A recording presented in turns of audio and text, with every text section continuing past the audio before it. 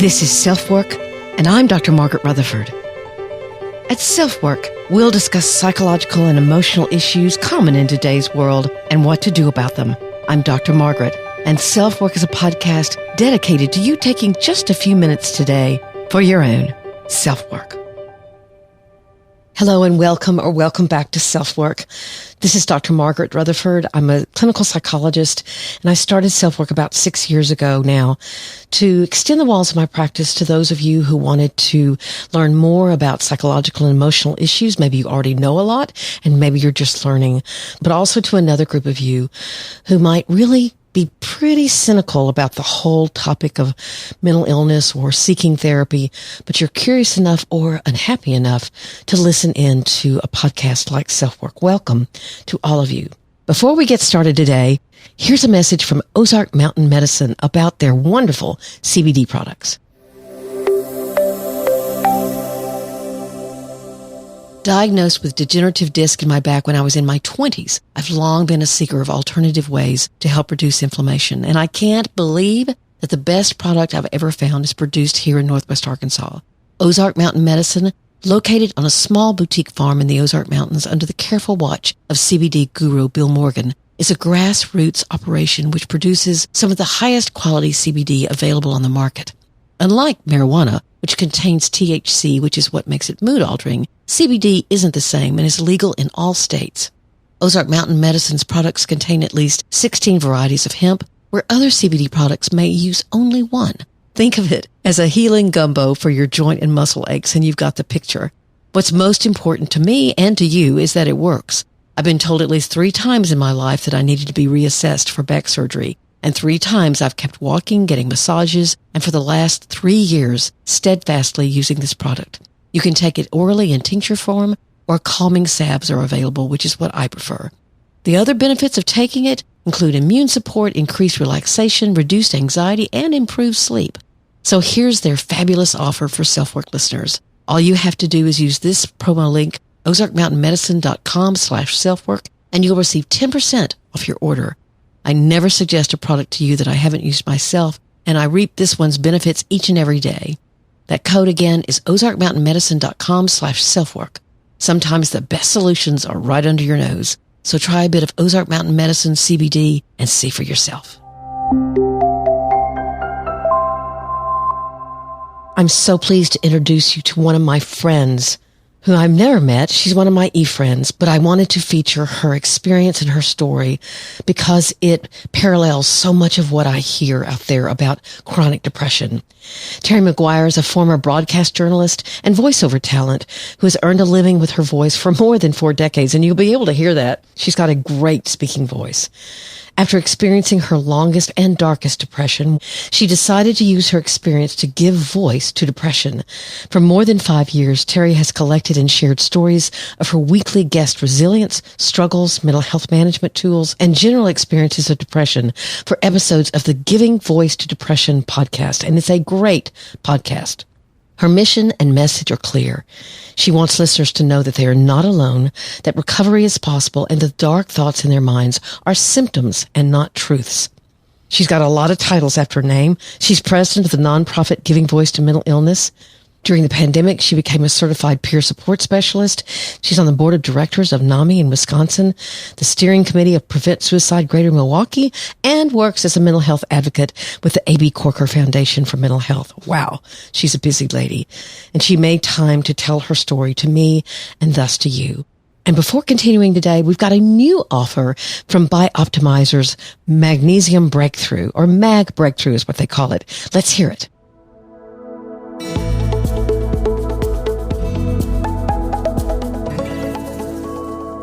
If you don't want to accidentally take a laxative and have the worst day of your life, listen to this. If you're currently taking a magnesium supplement, chances are you're flushing it down the toilet, and I mean that literally. You see, the most common type of magnesium is actually used as a laxative. So if you're taking it, you're literally pooping and peeing it out. Kind of ironic, isn't it? The worst part about magnesium deficiency is how it affects almost every aspect of your health. Your metabolism suffers, you can't lose weight, your blood pressure goes up, and a whole lot more. And the worst part, as we've talked about, is your sleep suffers. So what's the solution? It's called Magnesium Breakthrough, and it's my favorite magnesium product that I continue to recommend. It's the only full-spectrum magnesium supplement with 7 unique forms of magnesium that your body can actually absorb. And this month, they're including free bottles of their full line of digestive health products on select orders while supply lasts.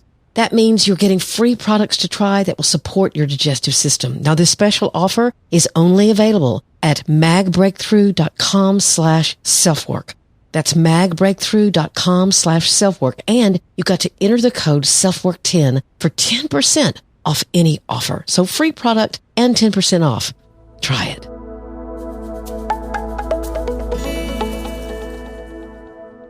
Okay, now we've heard from everyone who can hopefully help you and help your health.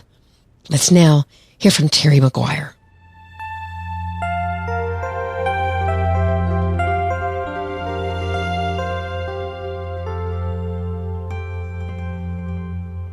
I'm just really excited to have you on, Terry. You know, you and I have known each other now about 6 years. But the way I remember the story is that I had started self-work and was about 8 to 10 podcasts in, and you were kind enough to reach out to me and say, would I like a producer? And I had to get back with you and say, I don't even know what a producer is. What do you mean? I'm glad it worked out that way.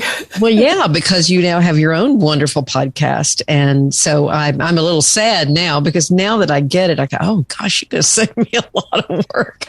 Yeah, it can still happen. You know, I still love, giving voice to depression, and I'm honored to be on the board. And so let's talk a little bit about your own story with depression and how this became so important to you to do. I think I probably have had depression my whole life. I certainly remember experiencing it in teen years. Really? It was not something that was talked about. It was not something that was addressed. It was not something that was treated. It wasn't probably till I was married that I first thought, oh, something might be wrong. Not just with the marriage, but with me. And so let me ask you quickly, is that because of the culture you were in? Is that because of the family you were in that it wasn't talked about? Probably both, but I only know the family, but there were also 7 of us. And it's not like, there was really time to say to the one, I'm sorry, is something going on with you? But I do remember, and thinking about speaking to you today, I remembered do you remember the theme song for MASH? It was Suicide is Painless. Mm-hmm. I used to sing that around the house. Now, in this environment, I would certainly hope that someone would say like, oh, that's a heck of a song choice. Yeah. But back then it was just, I remember at some point my mom said, you need to learn a new song, but there was never a question as to why I had chosen the original one. Mom. And I don't think I was consciously trying to make a point. It wasn't like, hey, red flag. But there was a reason I was drawn to that. Sure, of course. Wow. Yeah. Was anybody else in your family affected by depression now that you look back on it? Or I know that your sister, you have done the podcast together. Yes. But was there anybody looking back that your mother or your father may have had some depression, or a grandparent or anything like that? My father had undiagnosed bipolar disorder. I mean, it was undiagnosed, so I'm not a doctor and I can't really say that, but I can really say that it was quite extreme. And my mom had really bad anxiety. As for the siblings, I don't have permission to discuss their mental health, and nobody has ever disclosed it to me, ever. Even with a depression podcast, no one has said to me, yeah, I have it too. Ever. Wow. Yeah. Did your father ever get help? No. So can I ask you if there was violence in the home because of it? No, there wasn't violence. There was volatility. We'll leave it at that. Extreme volatility. Yep. Because he was either, on top of the world, or he was literally pulling the drawstrings on a hoodie so that it was barely open and sitting in the dark. And it was sad because, as a kid, you're thinking you're being rejected and unloved, whereas opposed to it had very little, if anything, to do with you. But how do you know that when you're 4 or 5? So you were how old when you were first married and realized, oh, wait a minute, something's wrong? Early 20s, but it wasn't even bad then. I mean, I wouldn't say it was bad enough that I went on antidepressants for a while, but I don't consider, the one that took me down that led to the podcast. I was in my 50s and And having been twice on antidepressants before, I didn't recognize it as depression. And I think that's the thing that surprises me most, because I'm a reasonably intelligent human being and I'm a really good researcher. So, WebMD and I are old buds, and I would go on and look up my symptoms. I did not do it with depression. I think that I believed it was just me, that I had just lost my worth as a human being. What about menopausal factors? Were they a factor? Yes. And I'm glad you brought that up, because the 2 times I think I had it worse, the teenage, like 13 and then 53. And I believe that those were my hormonal bookends, and that absolutely it played a role. And I remember asking my doctor, my OB, do I need to be worried about this? Because when I was 13, and she's like, oh no, don't worry about it at all. And I was like, okay. And then poof. What were your symptoms? How did this feel different in your 50s? Oh, I consider myself to have basically lost 2 years of my life. I mean, it was so impacted and diminished. I could get up sometimes. I had just gotten divorced. I had just moved far away from all of the people I knew. I was living in a little wooden cabin. And so that alone would have led to some isolation and some changes. Mm-hmm. But I was in bed a lot. It was just, I just really, really thought that all of the things that I had done prior, and that included like being a news anchor and stuff, I thought that was all just a fluke, and that now the veneer was off and the real me was being exposed to me, and that there was very little worth to me.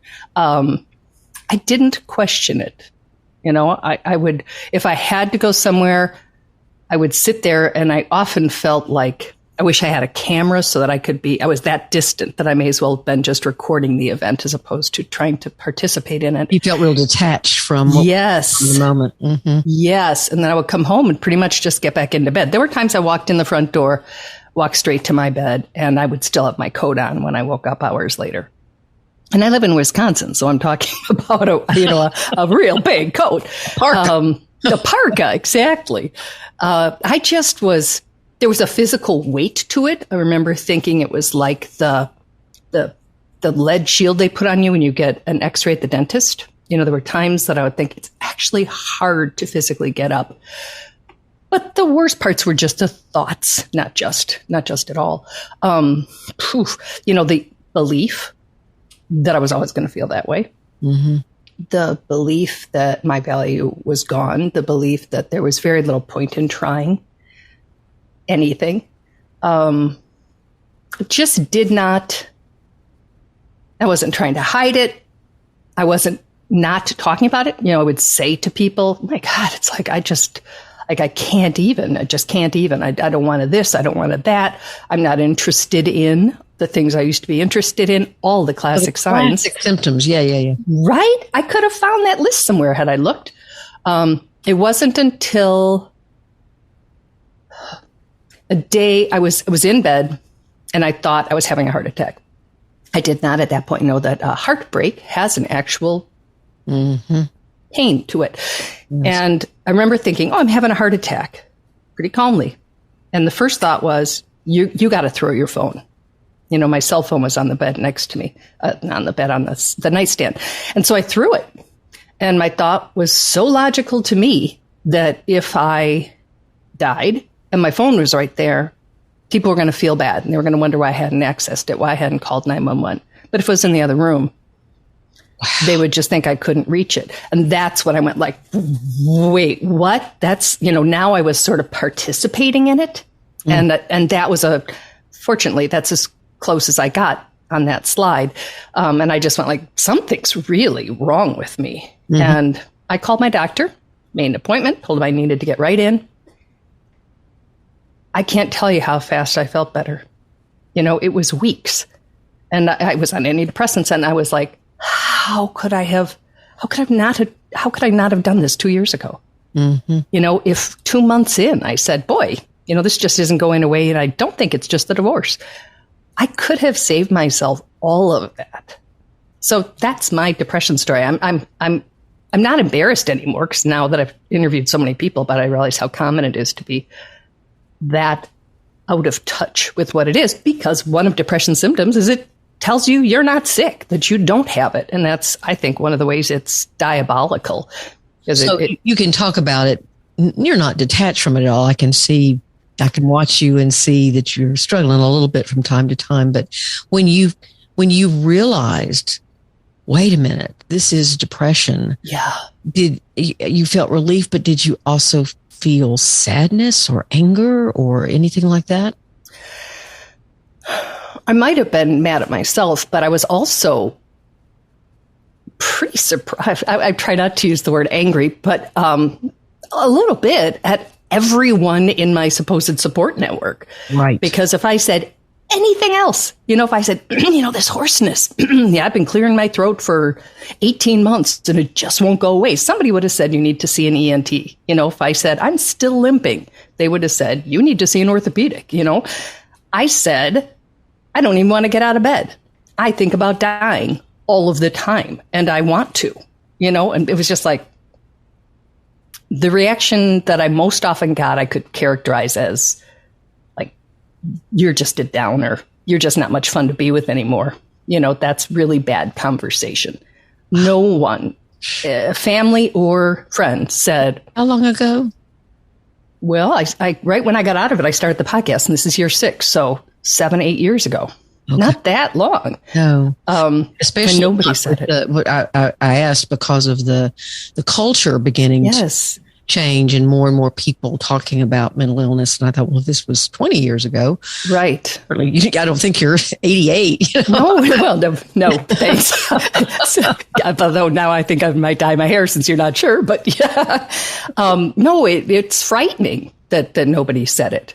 Just a simple, have you seen a doctor? Not even, I think this might be, they don't have to diagnose me. They don't have to have that information. But to just suggest that perhaps it was medical, but it made a real difference. Were you in therapy ever? Yeah, I think I was. I think I probably was. I don't remember during that period. During those 2 years, I'm not sure. I'm not sure I even had the energy to do it. Okay. But I know I had been previously. Yeah, and I don't know for sure. Particular signs or precursors that someone would say you're headed for a major depression? No, and I certainly wouldn't have recognized them. And that's one of the things that, in my podcast, I'm constantly talking about and really on alert for myself. My mother died a couple of weeks ago, and I was so cognizant of the fact that could be put some real slippery stuff on my slope, that I did get into therapy and sort of prepare for it as best I could so that I lessened the chance that it would trigger me into a depression. But I did not recognize any warning signs. And that's on me. I could also have done that research, but I think that's a very unresourced place to be. When you just really think it's you're not looking up like, why is Terry such a loser? I mean, I don't think I would have even known to look up what are the symptoms of depression. So when you hear yourself now talk about this, what would you say to that 13-year-old that was going around singing suicide is right? What would you say to her? Well, I couldn't tell her in honesty, hey, it's not always going to be that way, because it was for a lot of my life. And I don't know that had I gone in, 1970, whatever that was, to the school nurse and told her that anything much would have happened either. I just wondered what your adult self. Yeah, I would tell her that it's at a certain phase in her life that there would be a time she could tell someone and she could get help. But I don't think that if I, at 13, if I'd done anything differently, it would have made a difference. And I don't think my parents would have appreciated me bringing attention to something as unseemly as mental illness in the home. I just don't think that would have been welcomed. And yet you turned to beginning your own podcast in order to what? Let other people know it has a name. Let other people know it's common. Let other people know it's an illness. Save other people from losing 2 years of their life. Let them know that they have not lost their value, that they have something very common. And to not have that be a loss for me. It was a way for me to reclaim that time and make some sense of it. And I know that you can't. I don't think everything happens for a reason. And having had 2 suicides in my family, I would never use that phrase because their parents, I should think, would really have an issue with me saying that. So I don't use that phrase. But I think that this happened so that I would make a major shift in my career and in my life. I had been a reporter. I've been interviewing people for decades, 40 some years. And I had all of the skills and ingredients sort of to do what I'm doing, but I didn't have, I was doing medical narrations. I was doing whatever somebody hired me to do. Then all of a sudden I sort of had a cause. I had a mission. It was, oh, hell no. It gave it meaning. It did. I just thought, I can't, it can't just be me. I'm not the only completely clueless. I just thought, wow, there have got to be a lot of me's out there. And I just thought I can reach them even there with a podcast. They don't have to make an appointment with a therapist. They don't have to go to a group setting. They don't have to, they can literally be in bed and listen to that and hear someone else say. And I thought I was a burden. I thought I was worthless. I thought there was no point. I thought, and just be like, wait, what? How do you know what I'm thinking? How do you know what I'm experiencing? And then be like, because we all do, because it's really similar. And I just thought that I had a responsibility to do that. Yeah, I worked at a crisis line, and okay. That was something I was trying after my niece died, and I wanted to do something in her honor. And I quit. By suicide? She did not. A different one did, but she did not. Excuse me, and I choke up. And I quit because I said, I'm officially a caller. I should not be answering the phone anymore. And we all had a great laugh. And I drove home and got in bed and was like, yeah, I wasn't kidding. So even at a crisis line, nobody said, hey, do you think you're depressed? I mean, nobody. My guess is, you're a very eloquent person. Your speech is, I can tell you've been a TV anchor. I mean, it's you're crisp and you're well organized in your thoughts. And I guess it was incredibly easy to not listen to what you were saying, right? Only attend to how you were saying it. Interesting. Probably. That's what I've studied with perfectly hidden depression, is that as a therapist, sometimes I'd go, now, wait a minute, what did they just say? Right. Because they were smiling and were very precise in their language or something. I'd go, well, what? Wait a minute, say that again. Right. So what has the podcast been like? The podcast is called Giving Voice to Depression, and it's been around now for 5 years, right? Mm-hmm. And so what have you learned? How do people come to you and say, I want to be on the podcast? I mean, some of my self-work listeners might say, I would love to give voice to my depression. Right. I would love that. On our Facebook page, although I realize now Facebook has sort of changed in popularity and reputation since we started there. But there's a button there to contact us. Otherwise, I'm Terry, Terry, at givingvoicetodepression.com. Most of the people I find a lot online because they comment on something I post, and I write back and say, hey, you want to talk about that? That's a really good point you made. Some people come to us. It seems like most I find, and I really can't, now that you ask, I'm like, how have I found people for 300 episodes? Whenever I can't find someone, then I can find an expert, right? You can always find somebody with a book. You can always find somebody who's written an article about the 4 ways or whatever. And then somebody hears that and comments, and then I'm back on track with another person telling their personal story.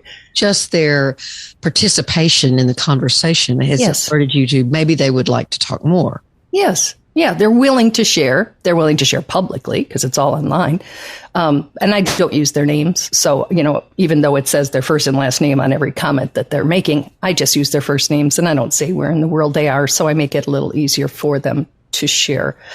What have I learned? I've learned so much. And it might sound like trite to say that I have learned something from every single person I've interviewed, but I absolutely have. And I feel so much better prepared to handle my depression now than I was because there's huge power in sharing your story, if it's safe to do that, and with someone it's safe to do that with, but in hearing other people's too, you're like, oh, I didn't know that. Oh, I never have done that. I've heard so many people say, I journal, and people say, I can't do that. I couldn't have someone read it. I don't want someone to find it. And then I interviewed a woman who writes on her page and then turns it 90 degrees and writes over it, 90 degrees over it 4 times till it's just a jumble of letters. And then she paints over it. And it's amazing. And she gets it out, and I thought, never would have thought of that. So now some of my journals, when I get really into something that I really don't want someone to ever read, I turn it and I write over it again. I have learned that it being depression manifests differently for different people. I really thought it was the in bed, blankets over your head, depressed. And, then my little sister gets, really negative is the word she prefers for me to use. And aggressive. And that is not what I get. However, I do notice a difference, and it's one of my warning signs in traffic.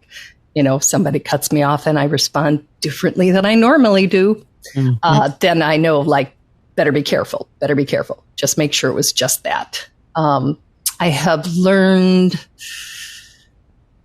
all the different ways people treat, how many different tools you can have in your toolkit. I was like, so now I'm on antidepressants, and sort of as if that's the only thing you have to do. But I have a bad back, and I wore a full body brace for 8 years. I wore a body brace. So I have a bad back. Whoa. And I know when I get that little twinge, I think, ooh, I've been warned. That's what I say it out loud. I've been warned. And I stretch and I don't overreach. And I am more careful when I turn, even in bed. I'm more slow. I do all sorts of things differently. And now I do that with my mental health too. I just think ooh, I've been warned, Analogy. Oh, thanks. Love that. So I have learned that. I have learned that we have more control over it. I used to think it was, like walking down the block and you turn a corner and boom, there's something there and it gets you. I don't feel that way anymore. And it may be, that may happen to me again sometime, and it may happen for other people. But I think, at least for me, that if I notice those early warning signs, I can't stay out of it all the time, but I haven't been laid out by it since I started the podcast. And that's 6 years. That's a long time to not have it when you have it. What about being so open about, being depressed? I think it's being real. I don't want to talk about, I don't know, the latest sandal style or some nonsense. I have no interest in petty talk. Now, that doesn't mean I always want to talk about depression and suicide, but I do it more than you would guess. But every time I bring it up, I don't get, and I'm not talking about in parties, except people ask what I do. That's what I do. I don't get you, like I used to when I said, that's how I was feeling. How are you doing? Oh, not so good. Nobody wanted to hear it. But now that I sort of make it a topic more than an experience, they seem to be able to handle that better. And then I get, oh, my mother, my husband, my son, my daughter, my friend, me, I have that. And then now we're off and running and we get to have a real conversation. And again, I don't want to sit and talk about depression all the time, but it's also a very real conversation and very vulnerable and very so what do you do? And when you can ask people, it's do you think about dying? And when you think about it, do you think about actually wanting to kill yourself or just not wanting to be here anymore? And you see somebody almost, it's not recoil. It's just sort of oh my God, you actually asked it. You spoke it. You put words to that. Mm-hmm. Yes. And then you can say it, and I say, I've never actually planned or researched or thought of how, but I've wanted to be dead for years, just if I could, I'd be cool with that. That's a really different thing. The research shows that it is erroneous to think that talking about suicide actually increases the likelihood of someone dying by suicide. Right. So that's a huge myth about depression. So what do people tell you who come on the show, and what do they say that meant to them, how that has changed them to actually come on and talk openly about it? If there's a common theme, it would be that their families understand them better now, because we get into it more than, even if you finally say, well, I've been diagnosed with major depressive disorder, and they say, oh, that's bad. I'm sorry. And you say, I'm taking pills. And, oh, I'm glad, because now you'll be all better. Be better. Mm-hmm. Yeah. So, that can be the extent of the family conversation. But like, I just interviewed a young girl. She was actually a minor, so I had to stop the interview, get parental waivers signed, and finish the interview. Yeah, I was like, wait, how old are you? But I asked her questions. What could somebody have said? What could somebody have done? Is there anything you've learned through your experience that if somebody said to you, if you noticed somebody was off, what words you would use to approach them, what words you would use, as you just said, bringing up the word suicide is not going to trigger it. And you don't say you're thinking of hurting yourself, because that's not what they're thinking about. They're thinking about killing themselves. So when her parents hear this, and this will be next Tuesday, I suspect they're going to know some things they didn't know before, including their role in her mind, in the way they communicated with her prior to her attempt and since. I think that's been it, that they feel better understood now, and that some doors have opened. I had a man who was hospitalized and was listening for his depression, and because he was suicidal, and was listening to the podcast in the hospital. And he said to his wife, I'll know I'm well when I can share my story. And then got a hold of me. I just got chill bumps on my arm. Ooh, it gets better. So he tells me his story. And, it is just what you would expect of someone who really suffered and then got help. His son heard it and said his son didn't know he had depression until he was visiting him in the hospital for having been suicidal. And his son said, Dad, I have depression. I want to do a podcast. So he shared his story with us too. And then now the two of them are a support for each other, because the door was opened. That's really wonderfully expressed, because these people are getting this feedback of, rather than, I can't believe you did this, you disgraced the family. Right. That there's been this understanding. I wonder, it also makes me think about the people, when I first started trying to write about perfectly hidden depression, figure out what in the heck I was talking about or trying to talk about. People came forward and wanted to be interviewed. They volunteered to be interviewed. And I would ask them all, why did you come forward? And they said, because the loneliness you feel because you realize something is wrong and no one knows you. No one knows what's really going on with you. Right. And that, of course, could be from the trauma-based perfectionism that I talk about, but it also could be classic depression. Mm-hmm. And it's not high-functioning depression, that it's not necessary. Well, it can be, I guess, but it's also just that there's this denial or detachment or lack of interest or lack of comfort in talking about it. And they said, we wouldn't wish the loneliness we've had on anyone else. So that story about the father and the son, isn't it interesting how they must both have been so lonely and not sharing that with one another. Right. And then all of a sudden they get to have that in common and be supportive to one another. I had someone say to me once, I think we're all keeping the same secret from each other. And right. And it's just like, if you could just, if there's 1 in 4, if there's 1 in 5, whatever the number is, you're in any room. It's like, hey, real quick, anybody else here got depression? Put your hand up so we can talk for a second, because I'm really struggling right now. I mean, that doesn't happen. It's never going to happen. I've tried it in the grocery store. I haven't, but they're there, they're right there. And yet we all feel so alone. And it is a nice thing to open the door. I think that part of how I chose to do it with just using first names and not saying where in the world someone is, they get to decide if they're going to share it with their family or not. And some probably don't. But the ones who do have already made the decision, or at least been willing to roll the dice on the fact that when someone hears it, they will be somewhat respectful. It reminds me of the goal of This Is My Brave, which I know you know about. Yes. Because there are people telling their stories of their own mental illness and or mental battle, or whatever you want to call it. Sharing it with people they trust and who could benefit from it themselves must be incredible. And I find myself being very protective because there are times that when you open the door, someone comes through it in a very big way. And they say things that the former journalist in me would think, ooh, that's juicy. Not that I would use the word in this context, but, back in the day, upstairs, the PR department would have been like, she says, right. I can't do that because I won't exploit anybody. But I think, I think that would make you less inclined to share the episode with the people in your life. And I think that it would probably be beneficial to you to have their support because we all benefit from that. So when they say my mother this or my father thatted, or, when I told my husband I was suicidal, he said, and I think, that's not going to help your relationship at all. And it's probably in your best interest to be in it because you tell me you love him.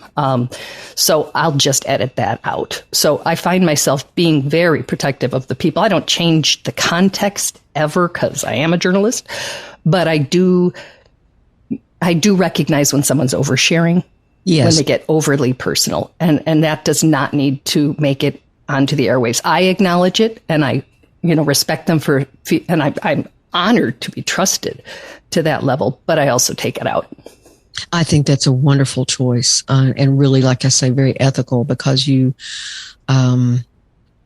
just, people may share something they think they're okay with, and then the next day they're going, why in the heck did I say that? Yes. And so you're helping them protect themselves all at the same time. I don't even know what someone is going to talk about. After all these years, I don't even go in with a list of questions anymore. Somebody starts to tell me their story and I think, oh, wait, you're a veteran. Didn't know you were. We're going to talk about that. Or they start talking about how they treated it with drugs and alcohol. And I say, oh, okay, we're going to talk about, I just totally lost the word that is where you have dual diagnosis. Oh, dual diagnosis, yeah. And what did you say? Addiction. Mm-hmm. Addiction, yes. So I think, okay, now it's going to take a turn in that direction. But I very often don't know when I go in because I don't know what their story is. I don't pre-interview people because they tend to get more, if they think I responded in a certain way to something they said, then they try to say it again or not say it. Or I try to just open a door and let them talk. I don't know if that's good or not. I guess so. So it sounds like no one has ever said to you, I wish I hadn't done it. I have never heard that.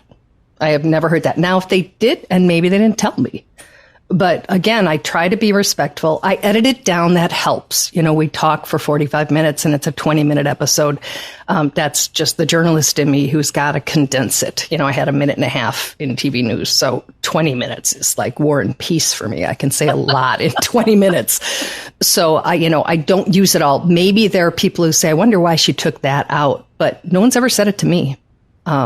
And everybody I've ever interviewed has my email address, so they certainly could if they wanted to. And they could have asked you not to air it as well. So you're right. Yeah. So if people wanted to, you said how they could contact you if they wanted to actually be a guest on the show. What if they just wanted to be supportive of this effort financially? I think the only way, and thank you for asking, because that is a thing with mental health. When I think of the jobs that people get paid to do and the jobs that they don't, it kind of boggles my mind. But givingvoicetodepression.com is our website, and there is a donate button on it. And it is a 501c3, so it's tax deductible. Sure. In the last 2 months, we've had two families. One was a veteran who had ended his own life, and one was my mom, who put Giving Voice in their obituaries. Mm-hmm. And it's a rare day, that I log in and see more than, I mean, some of them are lovely. Some people give us like $5 a month. And I am just touched by that because I assume it's not a multimillionaire. And then I think how nice that you have whatever funds you have and choose to share them with us. And there are very few people who donate monthly or regularly, but I'm always grateful when they do because it all goes right to. So what do you think makes Giving Voice to Depression unique? I like to think that it's the style of the interview. Most of the podcasts I listen to, and one of the reasons for it is because it's very effective, is you record the interview and you play it back. Because of my background, it's just my nature to and because I overcomplicate things, to transcribe every interview and then to write it and condense it and to do, I think of it as NPR style, but I'm sure anyone who listens to NPR well, thank you. But I would imagine somebody from NPR would be like, in your dreams, darling. But I try to do it and so I can dial in that there was a recent study, or that, WHO just came out with blank, or the PBS, hiding in plain sight, and dial that in with the teenager who just attempted. It's very well produced, and I appreciate that. And you have intermittent things that you say to sort of make sure people are noticing the point that's about to come up, or the point that was just made, or, like you say, connect it with some recent research, or it's trackable. It's, by the time you listen from the beginning to the end, it's like you're not just hearing a story, you're hearing the context of the story. Oh, thanks. I do try. And I try to make them about 20 minutes as well, because I know that with depression, I have a reduced attention span. And I can't, I've been on podcasts that have been an hour and a half and 2 hours long. I don't listen, and I'm the guest. You think like, wow, if I don't want to hear me, no one else does. So what happened during the pandemic? I mean, did your numbers go up a lot? But I mean, yeah, okay. Our numbers went up. And it was kind of sad that they did, but also good. I'm glad that people were getting information. I'm glad they realized they needed it. I think that a lot of people realized how fine that line is between okay and not okay. Mm-hmm. And they don't have to, like I didn't, name it, but sort of look into it. Like, maybe, what's this depression thing I hear about? It might just be that vague. And some were about going back to work, and some were about working from home, and some were, how do you handle it when your teenage kid's locked in the room? And how do you know if they just can't stand being home, or something's going on in there? Mm-hmm. So, we tried to, it was a tricky one, right? Because oddly enough, it became political. And so, we couldn't say a whole lot when there were people who were saying it's not real, or that it's fabricated, or whatever it was. So we tried to walk the line, but just say that a lot of people were experiencing, if nothing else, isolation has its own consequences. Mm-hmm. And it can be like a trigger for and a symptom of depression. And we were all isolated. So where can Self-Work listeners find Giving Voice to Depression? Oh, I think I'm supposed to say wherever you find your podcasts. It's on Spotify, Apple. I do think it's everywhere. Right. And givingvoicetodepression.com. It's all on our website. So, there's 300 some episodes, and you can kind of scroll through and see. But even the ones that aren't the topic that you think relates to you, as I say, you learn from everybody. It doesn't matter if it's a, man with 9 children and you don't relate to that at all as a single woman. He's got lots to say that you can relate to, and vice versa. And then when you can shed some light on something that they didn't know, or they'd never heard of, or whatever, it's a special kind of feeling. Mm-hmm. And I think Giving Voice to Depression definitely does that. And thank you. So I'm delighted to have you on Self-Work today, and I encourage all you Self-Work listeners to give Giving Voice to Depression a listen. I'm proud, as I said before, to be on the board of directors, and grateful for it. To be involved in its continuance. Thank you. I'm really grateful for your support, for you being there. And I learn an awful lot listening to you interview people. So thank you, Dr. Margaret. I appreciate your time.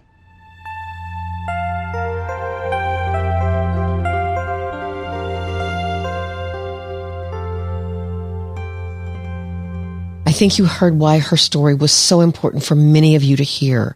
She's one of those people that no one would know that she suffers from chronic depression. And many of you may be just like her. So hopefully her story and her advice and her wisdom help you out. Thank you for being here at Self-Work. You're very special to me. I'm very grateful for every listener.